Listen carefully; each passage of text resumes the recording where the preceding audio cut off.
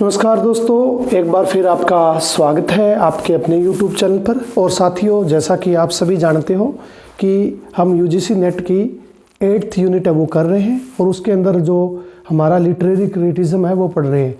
अभी तक साथियों करीबन हमारी 3 क्लासें हैं। मैं आपको 3 lectures I have been delivered you और since we have started this our class on literary criticism. So ये हमारी आज क्लास 4th रहेगी और उसके अंदर जैसे मैंने आपको स्टार्टिंग हमारे सुकरात, प्लेटो, अरिस्टोटल जो हमारे राइटर्स थे उनसे शुरू की थी। उसके बाद ग्रीक मास्टर के बाद हमने रोमन्स किए थे, होराक और लोंजाइनस, ये दोनों राइटर भी हमने कर लिए हैं। और कल की क्लास में हमने पीबी शैली और आपको जो बेन जॉनसन थे उनके बारे में मैंने आपको बताया था। तो साथियों आज मोस्ट इम्पोर्टेंट राइटर और जिनको हम क्रिटिक राइटर और प्ले राइटर भी कह सकते हैं उनके बारे में जानेंगे। तो साथियों आज हम जानेंगे जॉन ड्राइडन ने जो क्रिटिसिज्म के ऊपर वर्क लिखा है जिसका नाम क्या है, an essay on dramatic पोएजी। Dramatic पोएजी से ही आप समझ गए होंगे कि इन्होंने जो ये क्रिटिसिज्म लिखा है वो लगभग ड्रामा को कंपेयर किया है कि जो प्लेटो के समय जो कुछ ग्रीक राइटर्स थे जैसे सोफोक्लिस था या यूरिपिडीज था, एक्लीस थे और ओडिपस रेक्स आप जो महान ग्रेट ट्रेजेडी मानते हो वो भी ग्रीक ट्रेजेडी थी और किसके द्वारा लिखी गई थी, सोफोक्लिस के द्वारा। ओडिपस रेक्स जो आप ट्रेजेडी पढ़ते हो लिटरेचर के अंदर, तो उस समय जो ट्रेजेडी और ड्रामा शुरू हुआ था उसी के अंदर रिफाइनमेंट आई और उसी के बारे में इन्होंने एन एसे ऑन ड्रामेटिक पोएजी किसने लिखा, जॉन ड्राइडन ने। और इन्हीं को हम फादर ऑफ इंग्लिश क्रिटिसिज्म भी कहते हैं। कल भी मैंने बताया था कि फादर ऑफ क्रिटिसिज्म आ जाए तो वो हमारे अरिस्टोटल है, क्योंकि अरिस्टोटल से ही हमारा क्रिटिसिज्म है वो शुरू होता है, वहीं से क्रिटिक है, उन्होंने जो उनको बेस या फाउंडेशन मिला था। और जो इंग्लिश क्रिटिसिज्म है वो हमारा किससे शुरू होता है साथियों, हमारे जॉन ड्राइडन से। जॉन ड्राइडन को ही हम फादर ऑफ इंग्लिश क्रिटिसिज्म या फादर ऑफ लिबरल क्रिटिसिज्म या डिस्क्रिप्टिव क्रिटिसिज्म का फादर हम मानते हैं। और क्यों मानते हैं, और इनको ये उपाधि किसने दी, बाय सैमुअल जॉनसन ने। 1-2 दिन में हम सैमुअल जॉनसन के बारे में पढ़ेंगे जिन्होंने इंग्लिश जो डिक्शनरी थी, जो डिक्शनरी पहली इंग्लिश डिक्शनरी लिखी थी उनके बारे में कल जानेंगे। और उन्होंने इनको क्या कहा, फादर ऑफ इंग्लिश क्रिटिसिज्म। क्यों कहा, because of his independent criticism. क्योंकि इंडिपेंडेंट क्रिटिसिज्म का क्या मतलब है, जैसे कि कल हमने जो थ्योरियाँ पढ़ी थी, जो चाहे हमने बेन जॉनसन पढ़ा या हमने फिलिप सिडनी पढ़ा, तो जैसे हम फिलिप सिडनी को मानते हैं तो उन्होंने रिप्लाई किसको किया, स्टीफन गोसान को। और जो स्टीफन गोसान थे वो किससे इंस्पायर्ड होकर लिख रहे थे, प्लेटो से। लेकिन इन्होंने जो ये वर्क लिखा वो इंडिपेंडेंटली लिखा, इन्होंने किसी से कोई चीज़ कॉपी नहीं की, इसलिए इनको फादर ऑफ इंग्लिश क्रिटिसिज्म हम कहते हैं। तो इनका जो समय शुरू होता है वो 1631 से 1700 का है। और यहीं हम थोड़ा सा पीछे जाके इसको जानते हैं, थोड़ा एज को जान लेते हैं कि जैसे आपको मैं बताऊं कि 1558 से 1603 का जो समय है वो आप सभी जानते हो हमारी ग्रेट एलिजाबेथ टाइम है, ग्रेट एलिजाबेथियन टाइम है या ग्रेट एलिजाबेथ टाइम है। और इसी के अंदर हमारे शेक्सपियर है जो जन्म लेते हैं। और इसके बारे में और मैं आपको बता दूं कि इसी के अंदर हमारी JCP जैकोबियन, कैरोलिन और प्यूरिटियन या कॉमनवेल्थ पीरियड आ जाता है। जैसे जैकोबियन का देखें तो 1603 से लेकर 1625 का समय था, 1625 से लेकर 1649 से कैरोलिन है, 1649 से लेकर 1660 तक हमारी कौन सी एज चलती है, प्यूरिटन एज। ये इसलिए पढ़ा रहा हूँ साथियों कि ये वैसे तो मैंने सब chronological order of English literature आपको करा रखा है, लेकिन आपकी इससे सीरीज बन जाए कि किस समय ये हमारे जो जॉन ड्राइडन है वो यहाँ एंट्री करते हैं। तो देखो यहाँ हमारे चार्ल्स फर्स्ट थे, वो किंग थे। यहाँ हमारे जेम्स फर्स्ट था और यहाँ हमारे प्यूरिटन यानी कि कॉमन वेल्थ पीरियड जिसको बोलते हैं या प्यूरिटन पीरियड हम बोलते हैं, तो उस समय ओलिवर क्रोमवेल क्या था, राजा था। और सभी लोग इनके कानूनों से परेशान हो गए थे, क्योंकि जो प्यूरिटन थे, जॉन डन थे या ओलिवर क्रोमवेल थे, वो प्योर प्यूरिटन थे और वो हर चीज़ को सिद्धांत रखते थे कि हमें ज़्यादा टीवी नहीं देखना या हमें ज़्यादा वल्गैरिटी नहीं फैलानी। तो उनके जो सिद्धांत थे वो बड़े सख्त थे और इसीलिए जो इंग्लैंड के लोग थे उनको चेंज करना चाहते थे। इसीलिए जो हमारा नेक्स्ट पीरियड आता है जिसको हम बोलते हैं neo classical period. Neo classical period में भी हमें पता है 3 प्रकार का हमारी एज आती है। नियो क्लासिकल पीरियड है वो 1660 से 1700 का समय है और इसके अंदर 1660 से लेकर हम जो रिस्टोरेशन एज मानते हैं, इसको हम नियो क्लासिकल के अलावा ये कौन सी एज थी, रिस्टोरेशन एज भी थी, क्योंकि 1660 में चार्ल्स सेकंड है वो गद्दी पे बैठा था। तो ये छोटी छोटी बातें आपको याद रखनी है। तो 1660 से 1700 का समय रिस्टोरेशन है, फिर अगस्टन है, अलेक्जेंडर पोप की एज है, फिर ये तो आपको आगे बताया कि 1700 से 1745, 1745 से 1798 यानी कि रोमांटिक पीरियड। तो ये सब बातें मैंने आपको पहले बताई हुई है, ये इसलिए बता रहा हूँ ताकि आप इस चीज़ से जुड़ सको। इनको हम नियो क्लासिकल राइटर मानते हैं क्योंकि इनके समय जो चार्ल्स सेकंड थे वो गद्दी पर बैठे थे ओलिवर क्रोमवेल के बाद, और जो समय है वो 1660 से 1700 का समय है। उसी समय इन्होंने an essay on dramatic poesy लिखा था और ये किस फॉर्म में साथियों, डायलॉग फॉर्म में। डायलॉग फॉर्म का मतलब है ये डिबेट फॉर्म में है कि कुछ राइटर होते हैं।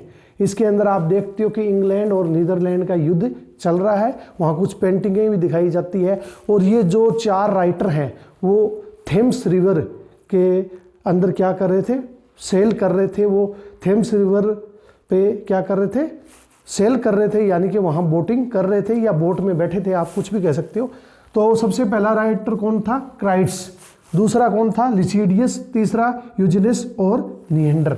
ये 4 राइटर थे जो थेम्स नदी के ऊपर बोट में तैराकी कर रहे थे और दिखाया जाता है कि उस वक्त इंग्लैंड और नीदरलैंड का क्या चल रहा था, युद्ध भी चल रहा था। तो इन्हीं राइटर के बारे में हम पढ़ेंगे। तो जो क्राइट्स है वो एंशिएंट ड्रामा को सपोर्ट करते हैं। ये चारों राइटर के बीच में क्या चलती है साथियों, डिबेट चलती है और इसी डिबेट को ऐसे ऑन ड्रामेटिक पोइजी का नाम दिया गया है क्योंकि इस पे जो डिबेट होती है वो सारी किस के ऊपर होती है, ड्रामा के ऊपर, यानी कि कौन सा ड्रामा बेटर था। तो जो क्राइट्स थे वो एंशिएंट ड्रामा को सपोर्ट कर रहे थे। जैसे मैंने आपको बताया कि एंशिएंट ड्रामा प्लेटो के टाइम से शुरू होते हैं, जब सोफोक्लिस थे, एक्लिस था, यूरिपिडीज थे, ओडिपस रेक्स जो ट्रेजेडी थी, तो उस समय को सपोर्ट कर रहे थे और ये क्रिटिक्स मानते थे कि हमारा ड्रामा है वो बेटर है। अब जो मॉडर्न राइटर हैं वो हमारी जस्ट क्या कर रहे हैं, कॉपी कर रहे हैं, उनके ड्रामा में कोई नई चीज़ नहीं है। दूसरा था लिसिडियस, ये फ्रेंच ड्रामा को सपोर्ट कर रहे थे कि हमारे फ्रेंच ड्रामा है वो सुपीरियर है क्योंकि उसमें हम 3 TPA का सिद्धांत है वो फॉलो करते हैं। 3 TPA मैंने पहले भी अरिस्टोटल का जब कराया था आपको बताया था कि unity of time, unity of action, unity of place, ये 3 चीज़ें हैं वो फॉलो करते हैं। तो ये इसके फेवर में थे। तीसरे थे यूजिनिस जो कि एक मॉडर्न राइटर थे और उन्होंने कहा कि हमने ही जो ड्रामा के अंदर एक्ट है, पोएटिक जस्टिस है या सब प्लॉट का जो नए नियम लेकर आए हैं वो हम लेकर आए हैं तो हम सुपीरियर हैं। उधर जो निएंडर थे, निएंडर खुद कौन थे, हमारे जॉन ड्राइडन थे। जॉन ड्राइडन अपना नाम उस ड्रामेटिक पोइजी में नहीं लिखते हैं, लेकिन वो किसका नाम लेकर अपनी जो इंग्लिश ड्रामा है उसको डिफेंस करते हैं, तो निएंडर का नाम लेके। और ये किसको डिफेंस कर रहे थे, द इंग्लिश ड्रामा को, जो कि एलिजाबेथ के समय का था। तो ये अपनी तरफ से सभी अपने तरह से ड्रामा को क्या कर रहे थे, डिफेंस कर रहे थे। और जो क्राइट्स था वो कौन था, रॉबर्ट हावर्ड था। और जो लिसिडियस था वो चार्ल्स सैडले था। और दूसरा यूजिनिस कौन है, चार्ल्स सेक्विले। और निएंडर खुद कौन है? John Dryden. ये इतना तो आपको याद रखने की जरूरत नहीं है, लेकिन ये 4 व्यक्ति आपको याद होने चाहिए। और इसको याद रखने के लिए आप ये छोटी सी ट्रिक है वो याद रख सकते हो। जैसे क्लीन है, क्लीन वर्ड से चारों के चारों आपके सीक्वेंस में याद हो जाएंगे। जैसे सी से क्राइट्स, एल से लिसिडियस, ई से यूजनिस और एन से निहेंडर। आप चारों के चारों राइटर याद रखने जरूरी हैं। और ड्रामेटिक पोइजी, जैसे कि ड्रामेटिक पोइजी से ही हमें पता लग रहा है कि ये जो क्रिटिसिज्म है वो किसके ऊपर लिखा हुआ है? ड्रामा के ऊपर। तो आई थिंक आपको ये चीज़ें हैं क्लियर हो गई हैं। और इनको father of English literary criticism क्यों कहा? क्योंकि इन्होंने इंडिपेंडेंट क्रिटिसिज्म लिखा, किसी से प्रभावित होकर ये चीज़ें नहीं लिखी। दूसरा, इन्होंने जो 666 का टाइम था उसको एना मिराबेल्स भी कहा। ये वैसे तो इसमें ड्रामेटिक पोएजी में पढ़ाने की जरूरत नहीं है, लेकिन थोड़ा ड्रेडन को कर रहे हैं तो फिर कभी आप जॉन ड्रेडन को पढ़ोगे तो ये वर्ड आएंगे तो आपको उसको समझने में हेल्प करेंगे। एना मिराबेल्स कहा, इनका एक वर्क है जिसके अंदर कुछ राइटर्स या कुछ फिलोसफर का मानना था कि 666 का जो ईयर है 166 का जो ईयर है वो एक क्लेमिटीज का ईयर है, यानी कि प्लेग होंगे। उसमें लंदन फायर भी हुआ था और प्लेग भी आया था इंग्लैंड के अंदर। तो ये मानते हैं कि ये क्या होगा? एक क्लेमिटीज का ईयर होगा। लेकिन जॉन ड्रेडन ने इसे एनएस मिराबेल्स माना, यानी कि चमत्कारों का साल। उन्होंने माना कि ये साल है वो हमारे लिए क्या होगा? एनएस मिराबेल्स होगा, अच्छा होगा। तो ये छोटी सी जानकारी दे दी। फिर उन्होंने एस्टेरिया रिडेक्स भी लिखा है, जिसके अंदर उन्होंने जस्टिस रिस्टोर, यानी कि चार्ल्स सेकंड है जब वो गद्दी पे बैठते हैं तो उनकी महिमा का गुणगान कौन से वर्क में किया है उन्होंने? एस्टेरिया रिडेक्स। तो इसको तो फिर कभी जब हम जॉन ड्रेडन को एज ए राइटर पढ़ेंगे तो आपको करवा दूंगा, लेकिन थोड़ा थोड़ा आपको जानकारी दे दिए ताकि जब कभी भी आप जॉन ड्रेडन को पढ़ो तो आपको ये चीज़ें हैं वो समझ में आ जाए। इसके बाद साथियों चलते हैं क्राइट्स के बारे में। दी जो क्राइट्स थे हमारे फर्स्ट राइटर, जो एंशियंट राइटर हैं यानी कि ओल्ड राइटर हैं, वो क्या कहते हैं? एंशियंट ड्रामा बेटर, वो मानते हैं कि एंशियंट ड्रामा है वो बेटर है। क्यों बेटर है? Because it show real situation mirror of society. सबसे पहली जो एंशियंट ड्रामा थे वो सोसाइटीज के अंदर से जो कुछ आपकी सोसाइटी में चल रहा है उसी से इन्फ्लुएंस होकर उस ड्रामा को वो लिखते थे। लेकिन मॉडर्न राइटर हैं वो इमेजिनेशन करते थे या किसी चीज़ की कल्पना करते थे, उसको देखकर वो उसको सोचकर या उसका इंट्रोसेप्शन करके लिखते थे। तो इन दोनों में ड्रामा में क्या हो जाता है? फर्क। तो ये मानता है कि हमारा ड्रामा है वो सुपीरियर है और मिरर ऑफ द सोसाइटी है। दूसरी तरफ जो डिबेट है वो क्रिटिक यूजनेस और क्रिटिक्स के बीच, जो क्राइट्स है उसके बीच होती है। तो क्राइट फिर यूजनेस उसका जवाब देता है कि हमारा ड्रामा है वो आपसे सुपीरियर है क्योंकि हमारे ड्रामा में हमने सब एक्ट और प्लॉट है वो इजाद किया है। यानी कि अभी तक ड्रामा के अंदर प्लॉट, सब प्लॉट या ये जो चीज़ें आप बता रहे हो कि ड्रामा एक्ट में नहीं फरमाया जाता था। एक विषय को लेकर पूरा लंबा ड्रामा होता था, लंबी स्पीच होती थी, लेकिन इन्होंने ड्रामा को छोटे छोटे हिस्सों में बांट के एक इंटरेस्टिंग ड्रामा इन्होंने बनाया। तो यूजनेस ने कहा कि हम सुपीरियर हैं, हम किसी की नकल नहीं कर रहे, जबकि एंशिएंट ड्रामाटिस्ट कह रहे थे कि आप जो पुराने ड्रामा है उनकी हुबरू क्या कर रहे हो? नकल कर रहे हो, कॉपी कर रहे हो, इमिटेशन कर रहे हो। लेकिन इन्होंने कहा कि हम कॉपी नहीं कर रहे, हम इस ड्रामा में एक्ट है, प्लॉट है, सब प्लॉट है, ये सब चीज़ें डाल रहे हैं और ये क्या है? हमारे मॉडर्न ड्रामा है। तो यूजनेस क्या है? मॉडर्न राइटर हैं। और सबसे पहला डिबेट वो क्राइट्स और यूजनेस के बीच में होता है, ये आपको ये ध्यान रखना है, ठीक है। तो ये अपने ड्रामा को बताते हैं, कंपेयर करते हैं सोफोक्लिस से कि हमारा ड्रामा इतने महान है, उस समय से चले आ रहे हैं। लेकिन ये कहते हैं कि हमने एक्ट दिया, पोएटिक जस्टिस, सब प्लॉट इन ड्रामा के अंदर इंट्रोड्यूस की है कि इससे पहले पोएटिक जस्टिस नहीं था। पोएटिक जस्टिस का मतलब होता है कि लोगों की भावनाओं को महत्वता नहीं दी जाती थी। जैसे कि आप पुरानी ट्रेजेडी देखो, ओडिपस रेक्स, तो आपको समझ आएगा कि वहाँ भावनाओं को बिल्कुल ही ठेस पहुँचाई गई है। उनमें जो ह्यूमन कैरेक्टर है उनकी भावनाओं का ध्यान नहीं रखा गया। लेकिन नए जो मॉडर्न ड्रामा है, जैसे यूजीनिस ने बताया कि मॉडर्न ड्रामा है, उनके अंदर आपको पोएटिक जस्टिस है वो देखने को मिलेगा, यानी कि ह्यूमन फीलिंग्स को महत्वता दी जाएगी।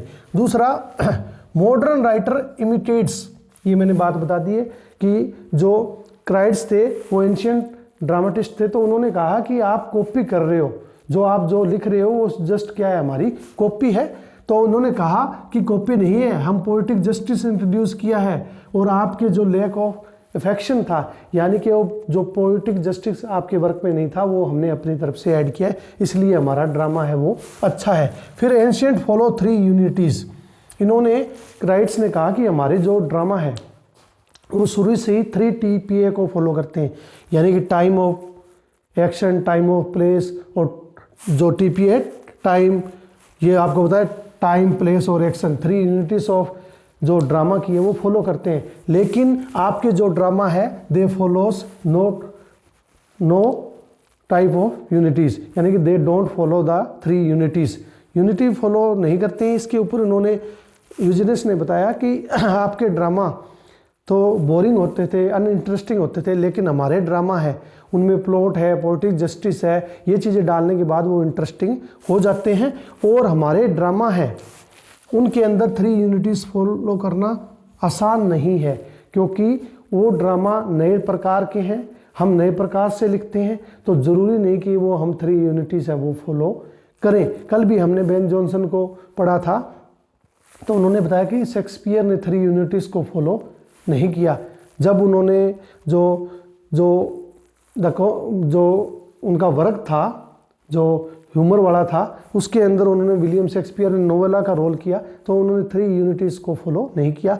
उसी प्रकार इन्होंने भी कहा कि 3 यूनिटीज़ फॉलो करना ज़रूरी नहीं है। बिलीव इन ब्लैंक वर्स, और एंशियंट राइटर ने बताया कि हम ब्लैंक वर्स में लिखते हैं, लेकिन नए राइटर थे उनकी जो अलग सिस्टम था, वो रिदम को फॉलो कर रहे थे, वो एक मीटर को फॉलो कर रहे थे। दूसरी जो डिबेट है वो लिसेडियस और निहेंडर के बीच है। ये डिबेट है वो मोस्ट इंपॉर्टेंट है, ये आपको साथियों जरूर ध्यान रखनी है, क्योंकि निहेंडर है वो खुद कौन है, जॉन ड्राइडन है। तो जॉन ड्राइडन की जो बातें हैं वो हमें ध्यान रखना जरूरी है। तो देखो, फॉलो 3 यूनिटीज़, जो हमारे लिसेडियस थे, फ्रेंच राइटर थे, तो वो फ्रेंच ड्रामा को इंट्रोड्यूस कर रहे थे, उनकी प्रेज कर रहे थे कि देखो हमारे ड्रामा कितने अच्छे हैं कि हम 3 यूनिटीज़ फॉलो करते हैं, लेकिन आप 3 यूनिटीज़ फॉलो नहीं करते, क्योंकि आप इसके अंदर क्या मिक्स करते हो, ट्रेजेडी प्लस कॉमेडी, दोनों को मिलाकर ही आप इस ड्रामा को बनाते हो। तीसरा, हम राइम स्कीम फॉलो करते हैं, लेकिन आप राइम स्कीम फॉलो नहीं करते, ठीक है। दूसरा, यूज़ ऑफ 1 कैरेक्टर, इन्होंने कहा कि हम एक ही कैरेक्टर, एक ड्रामा के अंदर, पूरे ड्रामा के अंदर एक ही कैरेक्टर है वो रोल प्ले करता है, लेकिन तुम हो जो डिफरेंट एक कैरेक्टर से डिफरेंट रोल है वो प्ले करवाते हो। तो ये सब कैरेक्टर का फर्क था, राइटिंग का चाहे रिदम था या ब्लैंक वर्स था, इसके विषय में वो डिबेट है वो चलती रहती है ड्रामेटिक पोएजी के अंदर। फिर इन्होंने जो जॉन ड्राइडन थे, उन्होंने जो ग्रेटेस्ट हमारे ड्रामाटिस्ट है विलियम शेक्सपियर, उनका इसके अंदर ड्रामेटिक पोएजी के अंदर बहुत ज़्यादा जिक्र किया है। कम से कम 7-8 कोटेशनें आपको विलियम शेक्सपियर की मिलेगी, क्योंकि मेन ड्रामा के अंदर जो चेंजेस किए थे वो विलियम शेक्सपियर ने किए थे। उन्होंने कहा शेक्सपियर वॉज होमर। होमर का मतलब है कि हमारे लिए जो मॉडर्न राइटर हैं वो उनसे इंस्पायर, हम किन से इंस्पायर होते हैं, जो मॉडर्न राइटर हैं वो शेक्सपियर से प्रभावित होकर लिखते हैं, और father of our dramatic poets, और हमारे सभी के जो जितने भी ड्रामा राइटर लिख रहे हैं उन सब के जो पितामह है किसको मानते हैं हम, होमर। जैसे हमारे शेक्सपियर है, आपके जैसे होमर है, वैसे ही हमारे कौन है, शेक्सपियर है। तो जॉनसन वॉज ए वर्जिन, और जॉनसन ने जो सिद्धांत दिया था, तो उस जॉनसन को उन्होंने किसके साथ कंपेयर किया, वर्जिल के साथ। लेकिन उन्होंने कहा बट आई एडमायर हिम, लेकिन मैं प्रशंसा करता हूँ जॉनसन की, किसकी, जॉनसन की, कि इन्होंने इतना अच्छा ट्रेजेडी और कॉमेडी के बारे में सिद्धांत दिया। बट आई लव शेक्सपियर, लेकिन मैं शेक्सपियर को प्रेम है वो ज़्यादा करता हूँ, क्योंकि मैंने आपको बता दिया कि जॉन ड्रेडन थे वो किसके ऊपर काम कर रहे थे, इंग्लिश ड्रामा के ऊपर, जो एलिजाबेथन पीरियड का ड्रामा था। फिर देखो इन्होंने एक दो चीज़ें और हमें ध्यान रखनी है, कुछ नए वर्ड भी कॉइन किए, कुछ टर्म भी नई इजाद की, जैसे कॉन्क्वेस्ट ऑफ ग्रेनाडा इनका एक वर्क है जो कौन सा है, कॉन्क्वेस्ट ऑफ ग्रेनाडा, जिसके अंदर इन्होंने हीरोइक प्ले यानी कि हीरोइक प्ले जो एक टर्म है उसको इंट्रोड्यूस किया। जो हीरोइक प्ले एक ड्रामा की फॉर्म थी उसको उन्होंने इंट्रोड्यूस किया किसके अंदर, द कॉन्क्वेस्ट ऑफ ग्रेनाडा। फिर उन्होंने एक और वर्क था इनका, discourse concerning the original and progress of style. इसके अंदर जो डन का मेटाफिजिकल कंसेप्ट है उसको उन्होंने इंट्रोड्यूस किया। और जो आप देखते हो Donne effects metaphysical not only in his work but also his amorous verses. तो ये सब हमें किसके अंदर मिलता है, जॉन डन के बारे में, जो ड्रामेटिक पोएजी हमारा जॉन ड्रेडन का वर्क है। तो ये कुछ इंपॉर्टेंट बातें थी साथियों जॉन ड्रेडन के बारे में। मोस्ट इंपॉर्टेंट राइटर हैं ये, और जैसे 17 और 18 सेंचुरी के मोस्ट इंपॉर्टेंट राइटर हैं, और लगभग ड्रामा के बारे में इन्होंने जो लिटरेरी क्रिटिज्म है वो लिखा है। इसके अलावा मैं बता दूं he was a poet, critic and A philosopher. तो इन्होंने सबसे पहले पोइट्री लिखी, अपना हाथ पोइट्री में आजमाया, फिर इन्होंने ड्रामा लिखा, फिर इन्होंने क्या लिखा, प्रोज लिखा। तो इस प्रकार ये पोइट्री से ड्रामा, ड्रामा से पोएज, इन्होंने कई प्रकार के वर्क हैं वो अपने लिखे हैं। मैंने कुछ चीज़ें मोस्ट इम्पोर्टेंट थी वो यहाँ मेंशन कर दी है, और जो इनके जो आपस में जो डिबेट हुए थे उसके बारे में थोड़ा थोड़ा आपको बता दिया है। बाकी आप इतना पढ़ने के बाद जो मुख्य बातें हैं वो खुद भी पढ़ सकते हो, इतने से ज़्यादा आपसे पूछा भी नहीं जाता एग्ज़ाम में। और इसके अलावा कल हम पढ़ेंगे अलेक्जेंडर द ग्रेट, यानी कि अलेक्जेंडर पोप को पढ़ेंगे। ऐसे ऑन मैन जो इन्होंने वर्क लिखा है, जो अलेक्जेंडर पोप हमारे ग्रेट स्टैटिस्ट थे, उनके बारे में हम कल की क्लास में पढ़ेंगे। टिल देन साथियों, टेक केयर।